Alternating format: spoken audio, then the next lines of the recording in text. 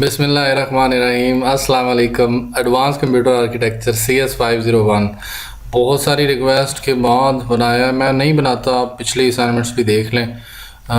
लेकिन इस दफ़ा आपने इतने मैसेज कर दिए कि बनानी पड़ गई। काफ़ी टाइम लगता है। मैं हर सब्जेक्ट का स्पेशलिस्ट नहीं हूँ और मैं अपने फेवरेट सब्जेक्ट 403 की नहीं बना रहा, 501 पहले बनाई। तो मैं हर सब्जेक्ट का स्पेशलिस्ट नहीं हूँ, तो काइंडली इतनी एक्सपेक्टेशंस मेरे से ना रखें। एनीवे, मैंने ट्राई की है। अगर कोई मिस्टेक हुई तो वो भी आप लोगों ने इसको, अगर मैं गलत हूँ तो आपने ठीक करवाना है। आपको difference between 3 address instruction and 0 address instruction पता होना चाहिए। अगर आपने लेक्चर पूरी तरह सुने होते तो आपको पता होता। तो इसमें एक operand code, destination, source 1, source 2, तो इसमें इस तरह इंस्ट्रक्शन लिखी रहती है। ये ऑपरेंड कोड है, ये इसका जो है वो डेस्टिनेशन है। ये जैसे असेंबली लैंग्वेज का था, जिन लोगों ने पढ़ी है असेंबली लैंग्वेज उनके लिए 50, क्योंकि 501 इज़ अ प्री रिक्विजिट, इसका जो था वो 401 था। तो 0 इंस्ट्रक्शन जो है इसमें सिंपल एक एड्रेस ही होता है। आपने ऑपरेंड लिखना है, ऑपरेंड कोड, और फिर फॉर एग्जांपल आप लिखोगे लोड ए, पुश ए। तो इस तरह करके सिर्फ आप ये लिख सकते हैं, एक टाइम पे एक काम। अगर आपने जमा करना तो वो बाद में, फिर 2 वैल्यूज़ को इंटर करेंगे, पुश करेंगे स्टैक के अंदर और फिर ऐड करेंगे। उसके बाद इन दोनों को मल्टीप्लाई करेंगे और फिर जो आंसर है उसको पॉप करेंगे। तो ये कुछ इस तरह, ये आपको वर्किंग थोड़ी बहुत पता होनी चाहिए 3 एड्रेस की। ये मैं गीक्स फॉर गीक्स पे हूँ, अनदर वेरी गुड वेबसाइट जहाँ से आप काफ़ी अच्छा नॉलेज हर तरह के प्रोग्रामिंग देख सकते हैं। मैंने काफ़ी सारी सर्चिंग, काफ़ी सारा स्टैक और उसको गो थ्रू किया है, तब जाके मैंने ये बनाई है। ये इस तरह इसको सॉल्व करते हैं। आप लोग पता नहीं मेरी स्टोरी सुन रहे होगे कि नहीं सुन रहे होगे, क्योंकि आपको तो अपनी असाइनमेंट के आंसर से मतलब है। तो आप लोग काइंडली सही तरह पढ़ें। ये सब्जेक्ट आसान नहीं है, इसको पढ़ना पड़ता है। अगर आप इसके लेक्चर प्रॉपर सुने होते तो ये असाइनमेंट आपसे बन जानी थी। जो लोग डिमांड कर रहे हैं, जिन्होंने खुद बनानी है वो तो बना चुके हैं। I am so sorry for wasting your time, but let's move to the, आपने A3 अगर इसको कैलकुलेट करना है 0 एड्रेस इंस्ट्रक्शन में, तो मैं A को 3 टाइम पुश करूँगा इसके अंदर, स्टैक के अंदर।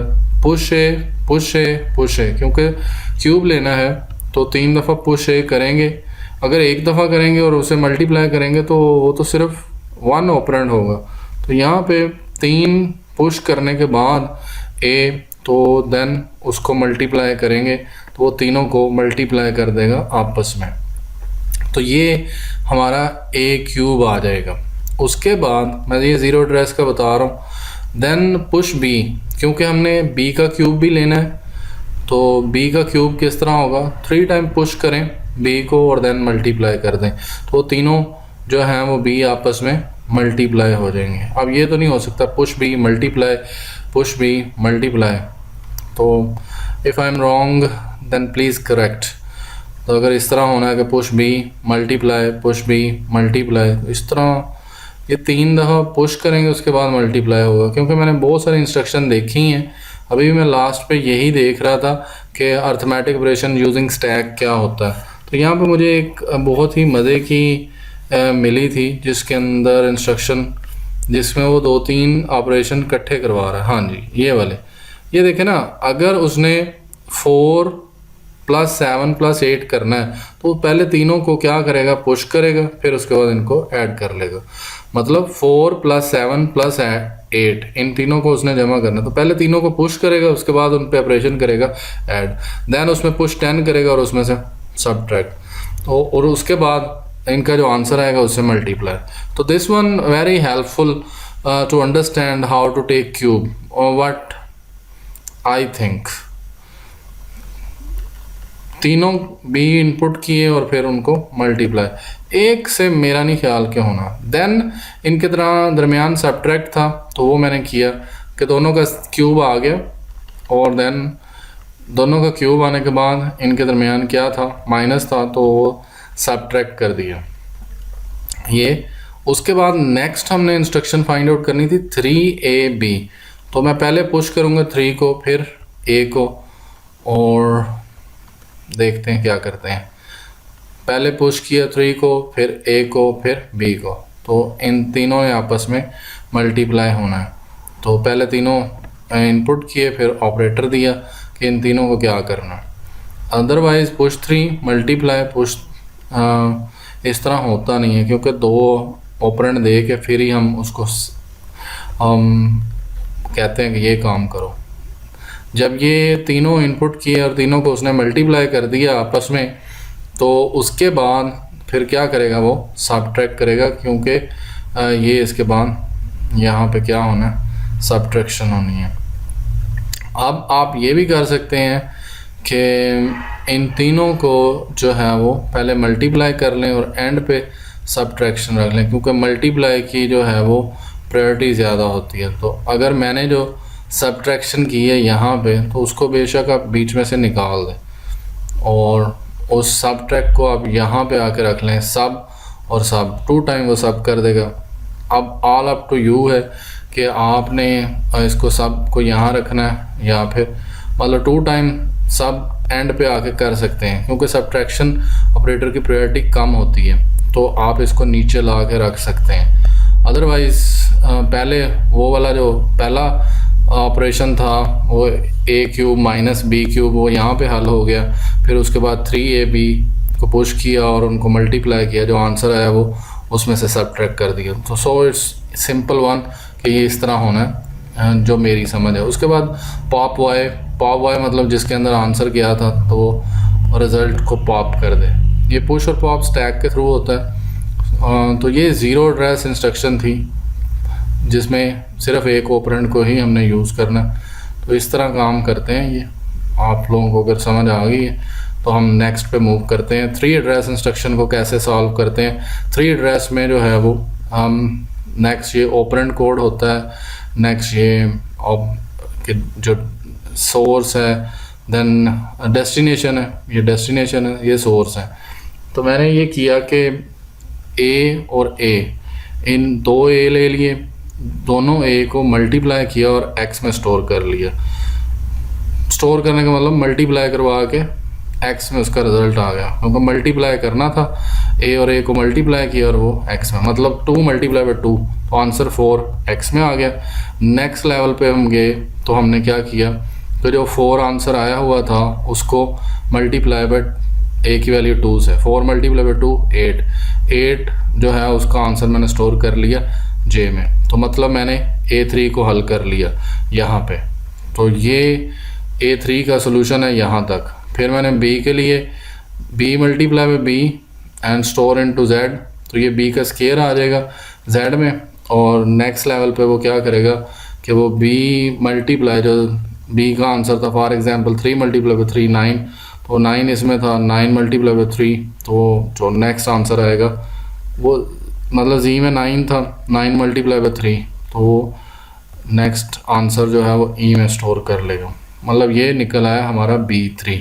तो ये दोनों, पहले हमने A3 निकाला, फिर हमने B3, और अब हमने सबट्रैक्ट कर दिया। सबट्रैक्ट किसको किया, जो ये दोनों वैल्यू थी, क्योंकि उसने कहा हुआ था ना A3 माइनस, तो A3 का आंसर किस में स्टोर था, J में, और B3 का E में। तो सबट्रैक्ट करना था माइन दोनों में, तो सबट्रैक्ट S और JE, क्योंकि 3 एड्रेस इंस्ट्रक्शन है तो JE मतलब ये वाला J और E, आप J में से यानी A3 में से माइनस किया B3, तो जवाब ला के रख दिया S में, ताकि बाद में मैं यूज़ कर सकूं।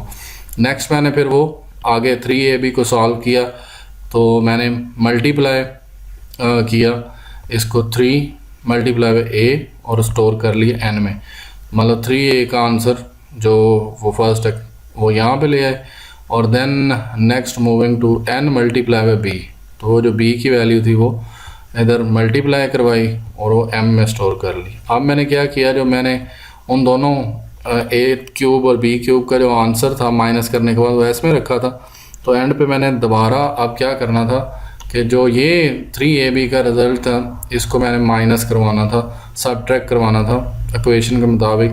तो वो मैंने कर दिया कि S कामा M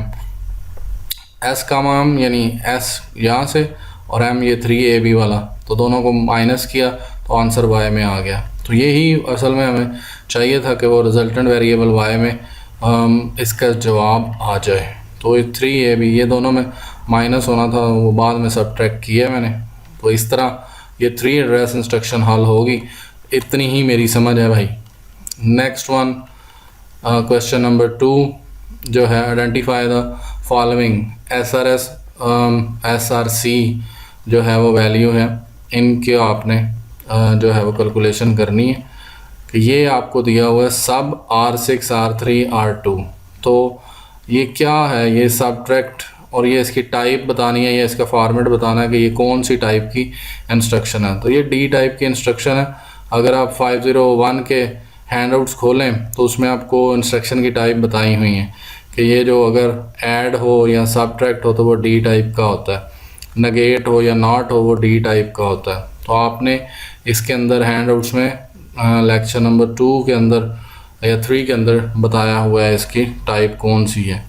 तो मैंने अपनी समझ से डी, ये वाला भी डी है, नेगेट या नॉट वाला भी डी होता है, और जो स्टॉप या नॉप वाला होता है वो ए होती है टाइप इंस्ट्रक्शन की, और ये STR और ID या LD जो भी है ये सी टाइप की इंस्ट्रक्शन होती है। तो आपने पहले टाइप बतानी है, ये आप खुद आराम से आइडेंटिफाई कर सकते हैं अगर आप इनको ढूंढें। ये जो लिए भी हुए हैं ये वैल्यूज़, ये भी हैंड आउट से ही ली हुई हैं।